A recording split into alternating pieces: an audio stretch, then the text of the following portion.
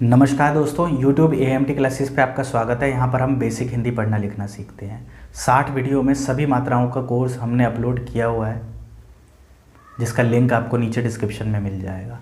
आज की कहानी थोड़ी हमारी डिफ़िकल्ट है, इसमें थोड़े थोड़े डिफ़िकल्ट वर्ड हैं और इस कहानी को हमने बाल राम कथा से उठाया है, जो कि 6th क्लास की कहानी है।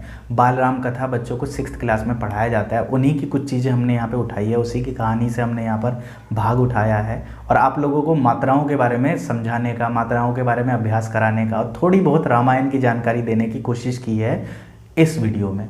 तो आपको इस वीडियो को अच्छे से सुनना है, इसमें मात्राओं का अभ्यास करना है, सुन कर आपको लिखना है और वीडियो के लास्ट में हम सभी शब्द आपको दिखाएंगे कि कैसे लिखे जाते हैं, ताकि आप चेक कर सकें। तो चलिए ज़्यादा बात ना करते हुए मैं कहानी को शुरू करता हूँ। सरयू नदी के किनारे अयोध्या नामक एक सुंदर नगर था। इसकी इमारत, राजमहल, सड़कें, बाग बगीचे, सरोवर, हरे भरे खेत, फसलें अत्यंत सुंदर थे। अयोध्या हर तरह से संपन्न नगरी थी।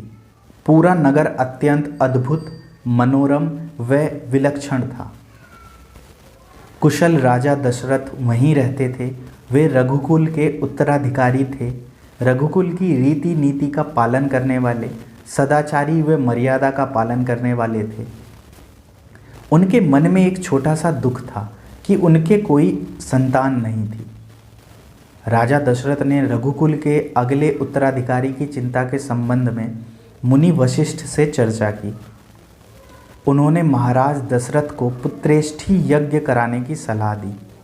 यज्ञ महान तपस्वी की देखरेख में पूरा हुआ।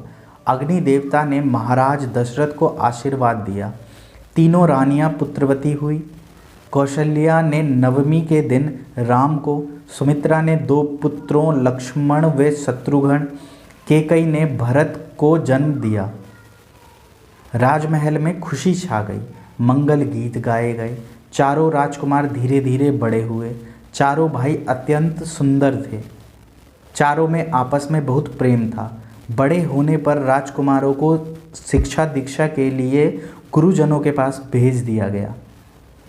चारों ने शस्त्रों और शास्त्रों का अध्ययन किया। राजा दशरथ को राम अधिक प्रिय थे। अब इस कहानी को हम पढ़ चुके हैं। अब हम देखते हैं कि आपने कितने इसमें से सही लिखे हैं और कितने गलत। अगर आपने ये पूरी कहानी सही लिखी है तो आप सही मायनों में अच्छे से हिंदी की सभी चीज़ों को लिख सकते हैं। आज की वीडियो में हमने काफ़ी सारे कठिन शब्द भी देखे हैं। उन कठिन शब्दों को हमने आपको शुरुआत में ही दिखा दिया कि उसको कैसे लिखा जाता है, ताकि आपकी हेल्प हो सके। तो हमारा एकमात्र लक्ष्य आपको हिंदी पढ़ना लिखना सिखाना, उसका अभ्यास कराना, मात्राओं के बारे में बताना। तो मात्राओं के बारे में हम ऑलरेडी पहले ही बता चुके हैं। अब चलिए इसको हम देखते हैं कि कैसे ये कहानी लिखी गई है, कैसे मात्राएं इस पर चढ़ी है। सरयू नदी के किनारे अयोध्या नामक सुंदर नगर था।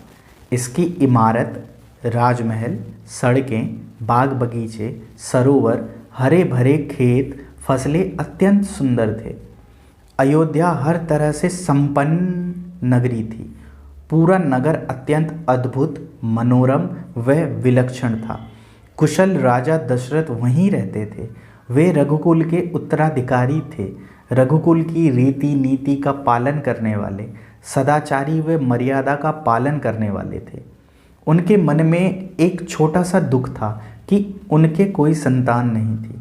राजा दशरथ ने रघुकुल के अगले उत्तराधिकारी की चिंता के संबंध में मुनि वशिष्ठ से चर्चा की। उन्होंने महाराज दशरथ को पुत्रेष्ठी यज्ञ कराने की सलाह दी। यह यज्ञ महान तपस्वी की देखरेख में पूरा हुआ। अग्नि देवता ने महाराज दशरथ को आशीर्वाद दिया। तीनों रानियां पुत्रवती हुई। कौशल्या ने नवमी के दिन राम को, सुमित्रा ने 2 पुत्रों लक्ष्मण व शत्रुघ्न, कैकेयी ने भरत को जन्म दिया। राजमहल में खुशी छा गई। मंगल गीत गाए गए।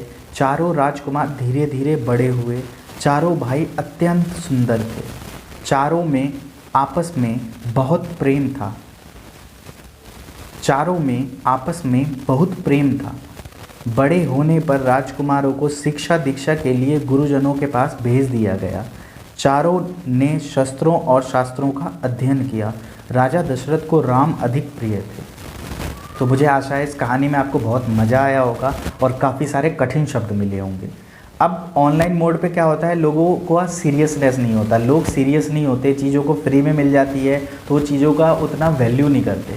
तो मैं ये चाहूँगा कि जितने भी मेरे फॉलोवर हैं, जितने भी लोग मुझे प्यार करते हैं, वीडियो को लाइक करते हैं, चैनल को सब्सक्राइब करते हैं और लाइन वाइज वीडियोस को चुपचाप देख रहे हैं, वो लोग भी कमेंट करके लिखें ज़रूर कि हम चीज़ों को सीख रहे हैं, अभ्यास कर रहे हैं, हमें इतना फ़ायदा हो रहा है या हमें ये दिक्कत आ रही है इन चीज़ों में।